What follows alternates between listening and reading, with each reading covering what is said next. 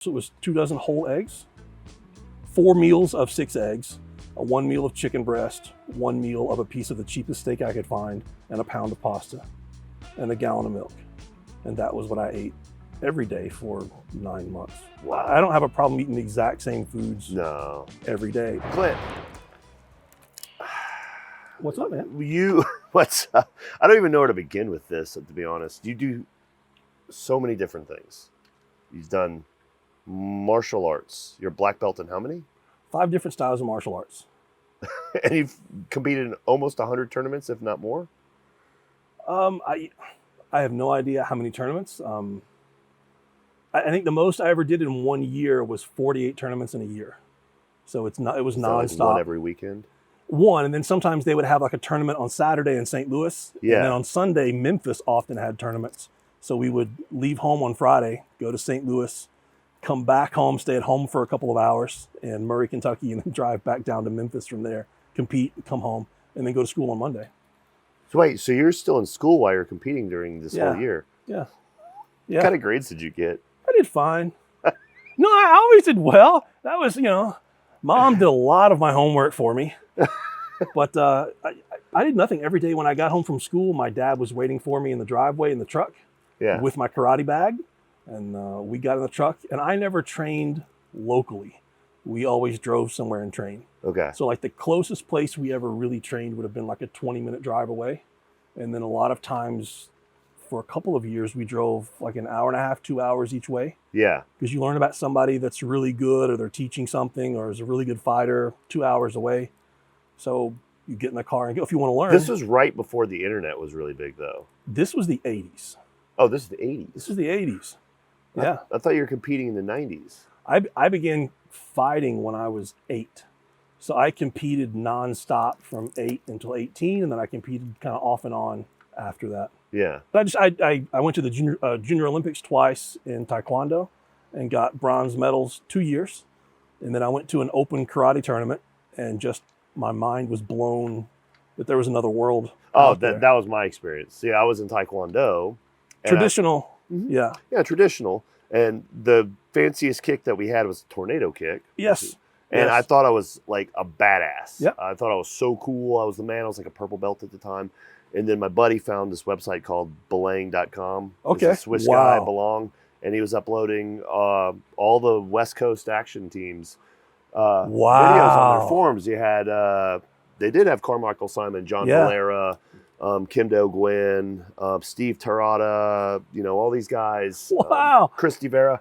And I remember the first time I watched the video, my head nearly exploded. I was just like, I'm not cool anymore. I'm not cool. I want to do that. That's what I want to do. There's nothing wrong with Taekwondo because my instructor that I began with, he's probably the best traditional Taekwondo instructor that I've ever met my entire life. Great guy. And he's evolved more into the sport, world as well. And jiu-jitsu. And he evolved. But the moment that I went and saw, I'm at the top of my game in this sport. And then there's another sport that I thought was the same thing or similar. And I lost my first fight. Yeah. I was getting like first in forms, first in fighting in Taekwondo. And then I went to this other sport and then I got last in everything. I never went back to the Taekwondo school again. Yeah. And I got so lucky because the guy who beat me 5-0 in my first fight lived 20 minutes away, Brian Ruth. And he was the national champion from age 8 until, he basically still is a world champion in fighting. Huh. And 20 minutes away, I found out which school he went to. That's where I went. And it was nothing but I drove there. We didn't work on forms or weapons. It was the instructor began class. He and I went over in the corner, touched gloves, let's go. Yeah. And then I was 8, 9, I was 11. And within like the first 6 months, I'd been knocked out by him. I'd had my nose broke, and it's just, which is wild now because I'm thinking 11 and I'm sitting there with my nose broken. 11 years old, my mom and dad watched me get knocked out, like just in class, by a friend, just totally knocked out, and I'm thinking now, if I saw one of my sons get knocked out in a sport, that's it. He's never going back. It's too dangerous. So way too dangerous. We went back the next training session. Oh, yeah. I have no idea how they survived. Because good parents. Honestly, yeah. My parents, they really, my dad was a firm believer in a lot of things, but his thing was if you got a dream, follow it. Yeah. No matter what it is. His big thing. My dad passed away last year. The big thing that my dad always believed in but never said was never get out of the car when a good song's on the radio. Huh. So when I look back, because my dad and I traveled every day. Yeah. Every day after school, and we're driving from Kentucky to D.C. We drove to Colorado. So he's the one that was driving you all these tournaments. Absolutely. So it's a 24-hour drive each way. Together. We had a 1983 GMC van with a king-size bed in the back, 4 bucket seats. We had a little TV with a VCR with every Bruce Lee movie you could imagine. Yeah. So me and my sister would just watch movies, and my mom and dad would take turns driving. Wow. But as I look back at all the habits that my dad had, if there was a good song on the radio and you parked somewhere, whether it was home or a store, you never turned the engine off. You never got out of the car till the good song finished. And if you got a dream, you follow it, no matter what that dream is, and you take it as far as you can go. Wow. So you took that up to a point where I guess you transitioned into lifting weights. When did that come about? I did. For me, it was, there's people know my story. I need to go over it, but I got addicted to weights. Like I started lifting weights, and then I started lifting weights to get better at acrobatics. Yeah. And then I got addicted to lifting weights, and Right. now they're at the detriment of my acrobatics. Exactly. It's basically what happened. I did something similar. I fighting a guy, and I ended up taking a kick to the back, and it tore all the erectors on my left side, and that took a while to kind of recover from. So were you doing rehab exercises for it or something in the weight room? Again, this was the 80s. There was no such thing as physical therapy No, or physiotherapy. there wasn't really. It was just sit-ups and Stallone movies. Basically, over the top, and you light a match and stick some gunpowder in it and let it go. Spit on it, throw some dirt on it, as my dad said. Just spit on it, throw some dirt on it. I kicked I went to Clarksville, Tennessee, and I fought on one Saturday, and I kicked a guy square in the elbow and broke all my toes on my right foot. What did you do to his elbow? I don't know. Come on, you had to. I won the fight. Okay, good. But I broke every toe on that foot with a kick just right on his elbow. Jeez. And the next weekend, I had to be in Orlando for the U.S. Open and fight down there. It's one of the toughest. And you're fighting for points at these big national tournaments. So you can't go and get a 0. You've got to go and place top 2 or 3 to get the points staying on the circuit. Yeah. So I had to go to Orlando the next weekend and pretty much have to fight with, my opposite leg and opposite hand and do everything. But my dad, tape it up, put a popsicle stick on it, you'll be fine.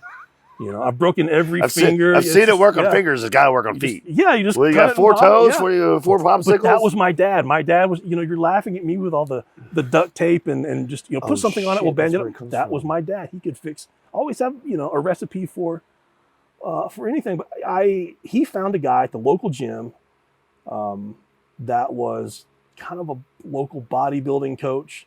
But my dad got to talking to him, and this guy had a background in martial arts and track and field. And he legit did. He wasn't just some guy who talked it. He legit did. So my dad talked to him, and he got me back in the gym doing, he convinced my dad by saying, we're going to do a bunch of stuff with these cables and bands. And right off the bat, it was bench press and squats and leg press and full hack squats and barbell rows and just making everything else strong. And his philosophy then was, we're going to make everything strong, and then you still need to go train martial arts. Cool. And I think I learned. That's really cool. I learned from him that Dude, what an awesome combination. You're going to be the product of whatever it is that you do. So if you do only martial arts, you're never going to be a big muscular guy. You're right. If you do only gym, you're never going to be a great martial artist. But if you're doing both of them hardcore, you're going to be a martial artist that lifts weights. Have you ever looked at Bruce Lee's training book, The Art of Expressing the Human Body? I've seen some of it. It's pretty nuts. Yeah, it's pretty nuts. But the concepts lifting weights and doing a lot of martial arts. I think he was jacked. But there's no way I was going to go train and fight, do forms and weapons for 4 hours a day, tons of cardio, and then go to the gym and get too big or too inflexible, because I was eating into my recovery with calories from the martial arts. Right. But then as it slowly progressed, I was like, I want a back like Dorian Yates. Yeah. I want legs like Tom Platz. You're probably getting hungry from all the training. Appetite? If any of my friends from school are looking at, okay, everyone here knows that I'm the guy who's afraid to not be prepared for everything. But this isn't just now. I mean, everyone from high school remembers me as the guy who carried a cooler with 2 dozen eggs and liters of milk and a pound of pasta. And I always had a thermos with a Gainer's Fuel 3000 shake in it. And then I would get 2 lunches, and then I've eaten nonstop. So I would eat breakfast at home. My mom would make me 6 eggs with toast covered with cheese, and I would drink a big, huge thing of milk. Get to school, and at first period, I was eating 6 whole eggs and some pasta. Wow, pasta. You're trying to gain weight. Yeah, absolutely. Okay, yeah. Well, I went from, I'm 6 raw eggs? Boiled. After first period? Boiled. Boiled eggs. So, I'm 6'2" with a size 16 shoe, in high school, and I weighed 154 pounds. So, I went from 154 in like 2 years of high school to being 220 or something like that. Really fast. I mean, stretch marks everywhere. It was just holy crap. But I'm 270. I was with the other night 275, 280 at my house, and I'm skinny. I feel skinny. Yeah. I mean, you could look at me and say Clint could gain some muscle. Well, the heaviest you've been is? I was 325 about a year ago. Yeah. Yeah. Yeah. I mean, I could see you got muscle. I could be. So if you imagine the same frame, but me at 60 pounds less, right, and then me at 100 pounds less, I had a lot of room to grow. Let's go back to high school, eating all this food. That's pretty exciting. Yeah. When I was 16, I got my parents' hand-me-down car, and then every month my mom gave me a $100 bill, and my dad gave me a $100 bill to live off of. So I would drive to Sam's Club, which was an hour away, and I would go in and buy a 10-pound bag of frozen chicken breast. There were 3 different kinds of frozen turkey breast that they sold with different flavors. So I would buy a 10-pound bag of each. Every day I went through a gallon of whole milk. And that was when it was 99 cents a gallon at the gas station, and you got the 10th gallon free if you had the card. Really? Yeah. It was amazing. A punch card for whole milk. Yeah. I would get a small piece of steak every day, and then I also had a piece of frozen fish. So I ate 7 meals a day, and every meal was normally plain pasta, because a pound of pasta is just a bag of pasta. Yeah. That's it's only 300 grams of carbs. It's really nothing for a whole day. That would have only cost 60 cents back then, or 50 cents for a bag of pasta. Okay. So then I would just go buy, and every month I would go buy that and just eat it over and over and over. And then I went through, I think I went through 9 months where every day I had 2 dozen eggs.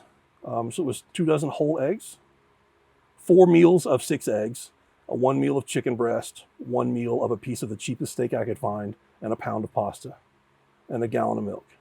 And that was what I ate every day for 9 months. Wow. I don't have a problem eating the exact same foods every day, but it's still... I mean, I feel like as an athlete, the ones that are better suited for most things in athletics to a certain extent are better with monotony in some regard. Yeah. Olympic lifters are better with monotonous training. Exactly. And people that can tolerate a monotonous diet, that could really help with bodybuilding, strength sports, and everything like that. Well, I was a teenager. Most of my friends were in their mid-20s, which they seemed old at the time. Yeah. So those were kind of my mentors. I had older people who wanted to be bodybuilders, and this was what they did. Yeah. And then I was going in the gym, and there was the guy who beat his head on the bar on a set of squats. There was a guy that his thing was shoulders, and he just trained shoulders like crazy. There was the one guy in the gym that the one day I saw him drop his long pants, he had legs just the biggest thing I'd ever seen. Yeah.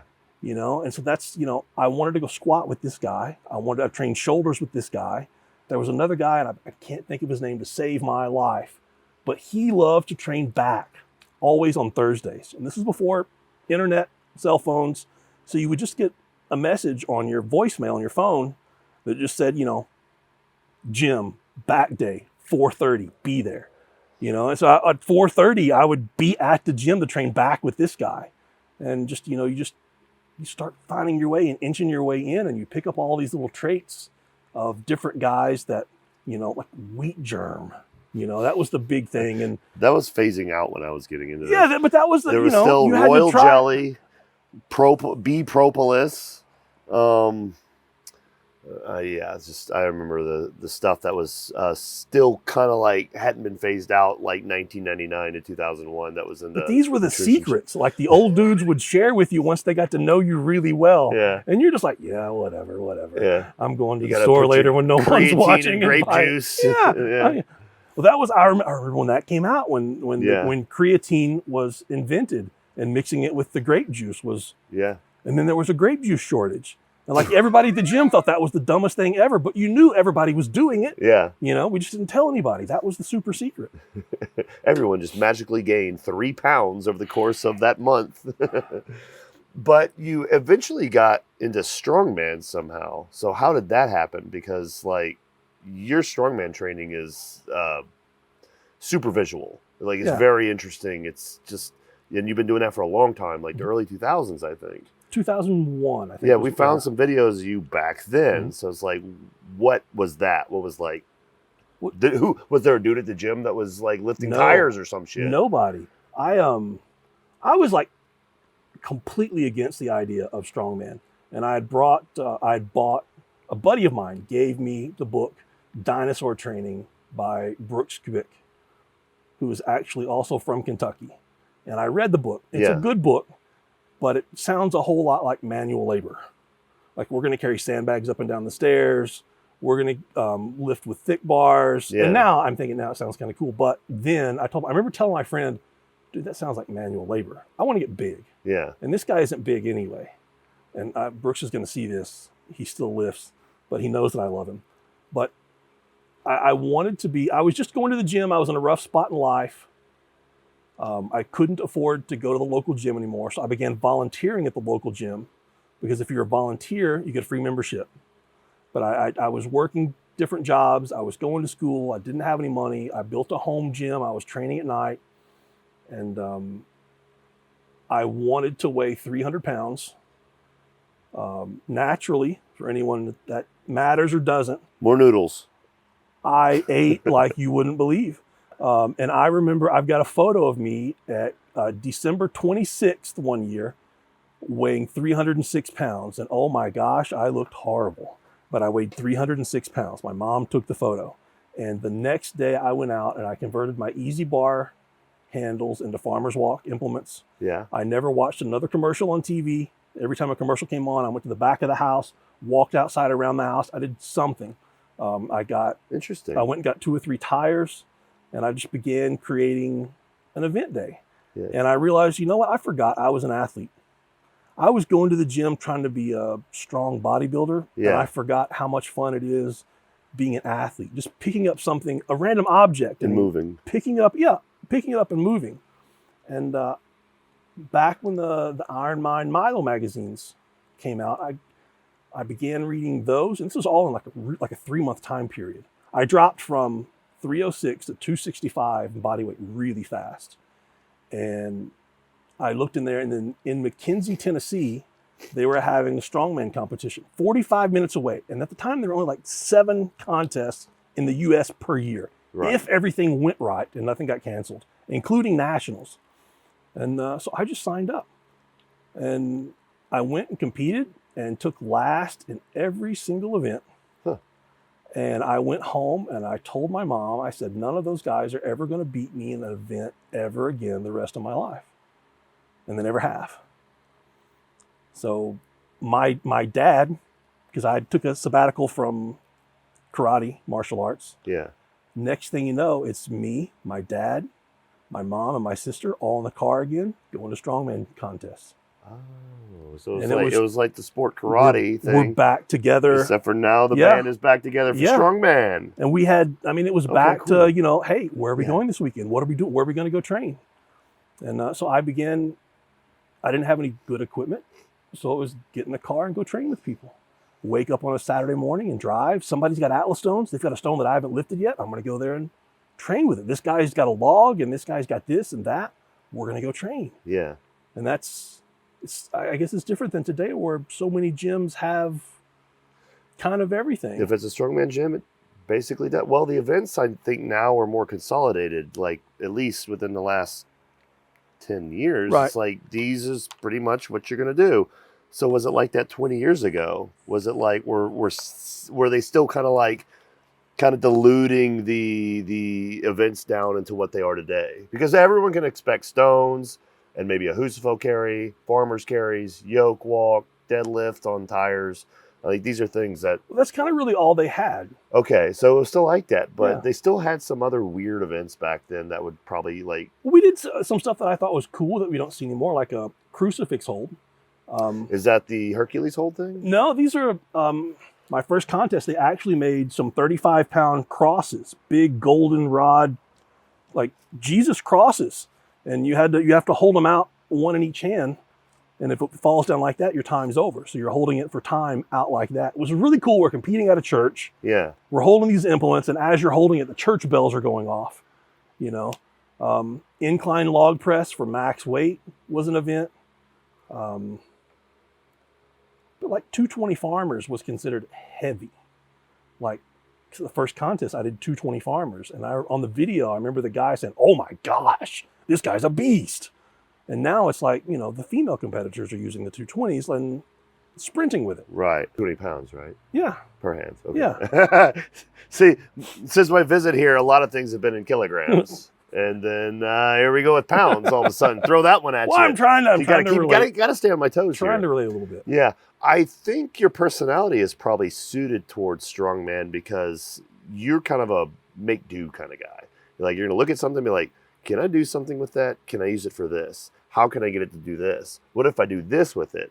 Because some of the stuff you've done in your training videos is like, it's an endless universe of like Clint Darden made stuff up, and okay, it's amazing. If your rack breaks or anything breaks at your gym, you can go to Lowe's or the DIY store or whatever and just get another little... Where can I go here? Here in Cyprus? Exactly.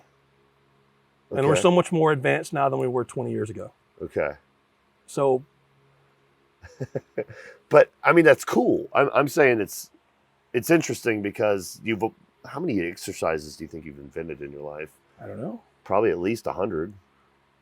You really want to know what I invented? Huh. Do you know the orbiter massage thing? Yeah. That was me.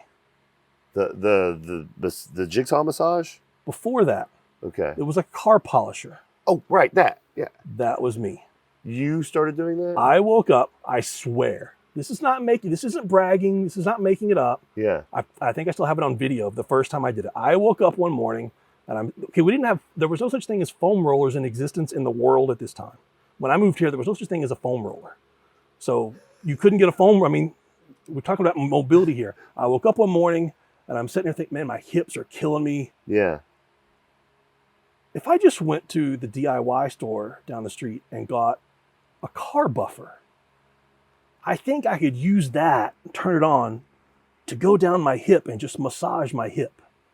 It's really, really stupid. It might not work. I might give it too much pressure. It might just snap off and break. I don't know. Worst comes to worst, it's $40 out the window, or I could wax my car with it. I don't know. So I went to the store. Didn't tell anyone, because I tell my wife I'm going to spend $40 on it. She's going to be like, well, now she's like, whatever. She knows me too well now. Came to the gym, plugged it in. It's the greatest thing ever. And I made a bunch of videos about it, and everybody thought it was a joke. Everybody thought using the car, and Get Buff, I think, was maybe some of the titles of the YouTube videos back then. Get Buff quick. Yeah. And it's just, I'm sitting there with that car buffer, and people on YouTube are like, oh, that's hilarious. And I'm like, no, it's not. Right. Go buy one. Just go buy one from Walmart and just massage your leg. That's the first thing I'll do when I get back to the States. Go to Walmart, buy a car buffer. So when I go to the gym or whatever, I can just buff my leg. So the first thing that the companies came out with were the car buffer massagers. And then now it's gone to massage guns and everything else. Right. But I swear to everything, that was me.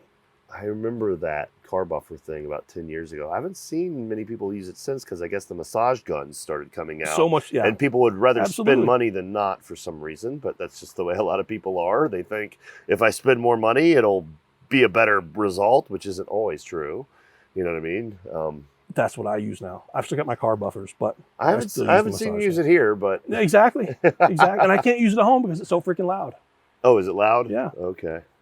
Jeez, it's amazing. And it's hard to explain to the neighbors that you're polishing your leg at 4 a.m. Well, the other video, you were scrubbing a liniment on your back with a back scrubber, and I was like, oh, it's genius. But it's also kind of funny if a neighbor walks by at midnight and watches the old man on the porch. Sitting on the hey, porch, how's it going there? And it looks like I've got soap on my arm that I'm rubbing in. The last thing I want to talk about is listening to you talk about your clients. You have about 30-ish of them, I suppose. I try to keep around there, yeah. You know, that seems like all the best coaches that I know, that's kind of the magic number is between 20 and 30. I remember John Meadows about 6 years ago told me he used to have 100 clients. This was in a car. We were driving to Columbus. I can remember the day in 2017. And he was like, yeah, it was too many. I couldn't pay attention to them all. I didn't have time for other things. So now I just have 20 and I can pay more attention to them. That's why we love John Meadows. Mm-hmm. That's the truth. Because if I've got 20 clients and I dedicate between 2 and 3 hours each to one of those clients, yeah, that's 40 to 60 hours a week work.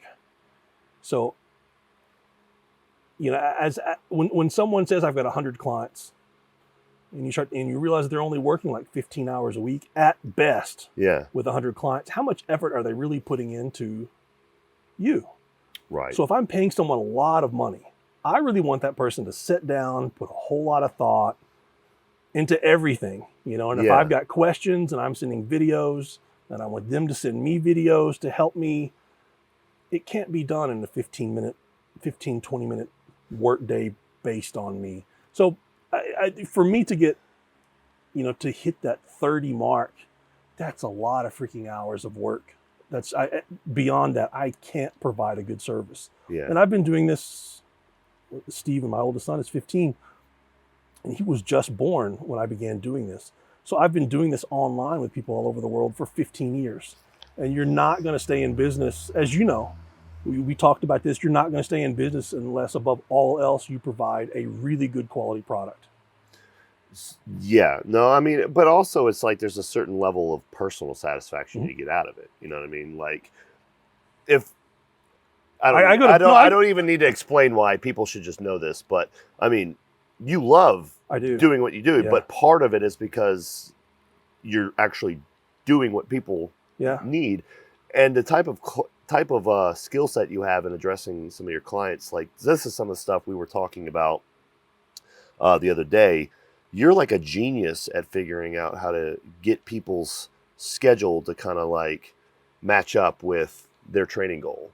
So can you give us some stories about how like you had this person and he was like a night shift worker, or he was a manual laborer, or he had 3 kids, or anything like that? Some of the stuff he told me is like, wow, that's really cool that you thought of that. If any of my clients are watching this, they're going to laugh and say it's true. I mean, I got 3 emails last week and they were all, hey, are you taking any new clients? And I just reply back, well, tell me about yourself. And if they sound challenging and interesting, I'll say, yes, I've got space. If they don't sound challenging and interesting, I'll say, no, I'm really full. I can get to, or I'll start asking more questions. Right. But I don't think I have any clients that don't have some sort of challenge about them.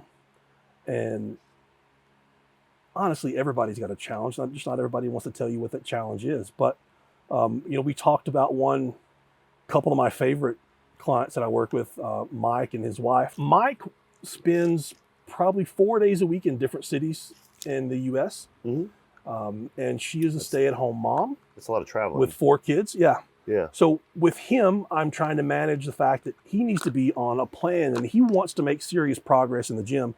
So he wants to be on a plan, and I've got to think about, this guy is going to wake up every morning and get on a plane, fly somewhere, train somewhere at night. And the next morning he's on a plane to go somewhere else. So we have to manage, it's not just the programming and what kind of bars are going to be available. It's, you know, what kind of stress is he going to be under? And then with her, she's got the 4 kids at home, and she's had a major hip surgery. So we're trying to manage everything, the stress that they go to. And on Sundays, they always train together on Sundays. So they're in a small gym. They just moved to Texas while they're waiting for their house to be built. Mm-hmm. And so they're staying in a place that's not theirs yet, not theirs now. They're going to move into their house in the next couple of weeks. I'm really thrilled they're going to move. And but all they've got in their little garage is a squat rack and then a platform. So I have to think about, when I'm programming for both of them, If I have both of them doing squats, they can't. So on Sundays, she's squatting in the rack and he's doing log press on the platform. So it's not just, I've got to find each one of them progress, but I've got to find each one of them progress through every single detail in their life. Right. I've had a lot of clients who are manic depressive, and, you have to understand that little things with manic depressives is they love max effort work, thrive for max effort. The harder that I push them, the harder that I challenge them, they go into that manic mode in their mind, and they can do max effort work nonstop, day after day after day. But I also have to understand that depressive mode is going to hit. And the harder that I push them up here like this, the deeper that fall is going to be for them. So the farther that I push them into the max effort mode, the farther that I push them into mania, the deeper they're going to be down here and the longer they're going to be here. So we end up using something like a 5-3-1 program. One of the times where I find 5-3-1 works really, really well, because 5-3-1, if a normal person can recover from right here, 5-3-1 is like right here, flat all the time, just right at manageability at all the time. Yeah. So if I always hold them back a little bit, they end up getting much farther in the long run. But it takes a client being, let's say, self-aware enough, or is confident in who they are, or comfortable talking to me to say, hey, I'm manic depressive. This is, and it's tough because I've had clients that went 3 months without telling me. I guess you figure it out, or they tell you. You figure out that they're doing 7 days worth of work in 3 days. And then all of a sudden they disappear after like a couple of months. This is no joke. Pace yourself. But yeah. After 3 months of working together, they say, hey, I only sleep about 14 hours a week. Yeah. And this is why. And I just thought, they love to be pushed, man. And we're going to push. They're thriving because I'm pushing them. Kill yourself. Yeah. But what I learned is if I get them to hold back, that they have a better life, a better lifestyle, they sleep better, and long term, they don't dip down as much, and they make a whole lot of progress. Linear. They have to really trust you, though. You're gonna have. You do. You're so experienced in this. You probably explain to them, like, I'm restraining you from doing this. This is hard. Absolutely. But, you just have to trust me that you want to do more. You will get to do more, just not right now. Well, I have most of my clients come from referral, and I get a lot of clients that hire me because I'm the guy that doesn't talk. Whatever they want to tell me, they know this is as far as it goes. Yeah. If you've got something, a big part of your life that, whatever you're using, whatever you're taking, whatever you're doing, if it's your life, your marriage, whatever it is that's going on, whatever you send me, it stays there. Right. It doesn't go any farther. But it's important that I know, because life is training. If you've had a crazy stressful day, and then I tell you to go in the gym and do 100% effort on everything, you're not going to recover. If you are the kind of guy who had a day that's just laid, I did nothing but sit in the air conditioning all day and have food delivered to my house, and grapes were fed to me, I can go to the gym, Grapes were fed to me. and I can go to the gym and do whatever the heck I want, and I can recover from it. Yeah. So you have to take into account of what's going on in this person's life. I have a client who's a top level, top level strongman athlete, who's also a flight controller for a major airport in the United States. Do you think their life is just like everybody Air traffic else? control? Air traffic controller. controller. I heard that's pretty rough. Not to them. It's amazing because their attitude is the most calm, relaxed. They don't drink caffeine. They can't take nose tort. I mean, like mentally, it's like caffeine-free humans are kind of weird. This person is weird, and I love them to death. And they know that they're weird. Yeah. And they're one of the top strongmen in the world, strongman athletes in the world. But you have to take that into account when you're making someone's. It's not just because all these books and manuals are sets and reps and percent and effort based on what, And I mentioned this. None of it matters if you don't do it.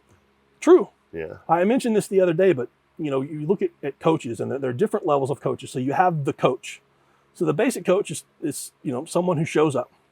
So they care. You're right. That's it. Someone who shows up, I'm here for you, and I care. That's like a handler. or well, whatever. And then you've got a good coach, and that's someone who has a plan. They care about you. They show up and they've got a plan. Here's the paper. This is, how to get progress in the gym. You have the great coach, which is the one who shows up with a stack of plans. It's not just, hey, this is the only thing I know how to do. I've got 100 different things that we can do. And the elite coach is the one that has that same book with 100 things to do and knows which play to take out of that book at that exact right moment for that exact right person. And I'm not saying that I'm there just yet, but that's where I want to be. I want to be that guy who has a stack of plays this thick, and I can talk to somebody, I can look at them, and I can say, this one. Right. This is what we need right now, this week, to get you to where you need to be when you want to be there. Mm-hmm. And me understanding that nobody is the same. Everybody is different. And to be able to pull out the right play at the right time to make it work, that's where I want to be. So this is in regards to being coached or coaches. How would you describe this in terms of self-coaching and particularly maybe yourself? Because, listening to you talk about your plans for the next 8-12 weeks, I got to say, I'm pretty impressed. Like, it's pretty impressive how you're kind of like, you'll do something and be like, I don't need to do any more right now because that's not, you can do more in there. And it's like, nope, not today because that's next week. So you're kind of working up to, you see what I'm saying? So it's I do. And like, you've seen me train, and the person that I am in the gym is a total different person than I am like the rest of my life. Yeah. And that person that I am in the gym, you don't want to get in my face. You don't want to be near me. I'm the guy that would love to grab people and throw them out of the room, in the gym. But there's the athlete and there's the coach. There's two different sides of me as a person. Yeah. And the only way that I can keep myself from just add more weight, do another rep, do another set, do another exercise, is I have to be the coach as well as the athlete. The only way I can do that is I have to write everything down and plan it before it happens. Right. So before I come to the gym, I've got everything on notebook, pen and paper, writing everything down. This is what I'm going to do.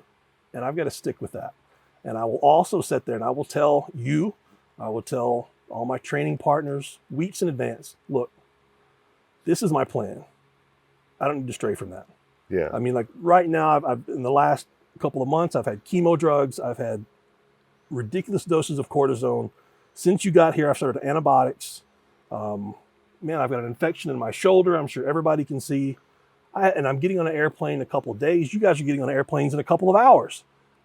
I have no business of pushing myself, but I know if I can establish a standard right now, starting next week, I'll be in the States, and I can just slowly build on that standard for the 8-9 weeks that I'm there. Yeah. And then when I come back, I can have another plan when I get here that's, again, going to get me closer to where I want to be in the next couple of years. Yeah. But I'm not going to get there with that athlete mentality of I will eat you alive. Right. Unless I am also the coach. And the only way I can be that is to write things down and tell the people who know me, this is what I need to do, and I need you to hold me accountable. That's so cool. I just love watching the athlete and coach and you, like, kind of working together in there. I can just watch it, and like, it's just so cool because almost everyone I've worked with, it's like when they start to feel it, they just go. And it's just like, but you're like, exactly I've what done you that described. for years. That's got to really help you be a good coach to other people, though. Like, if you can coach yourself in that regard, I mean, that's incredible. What would you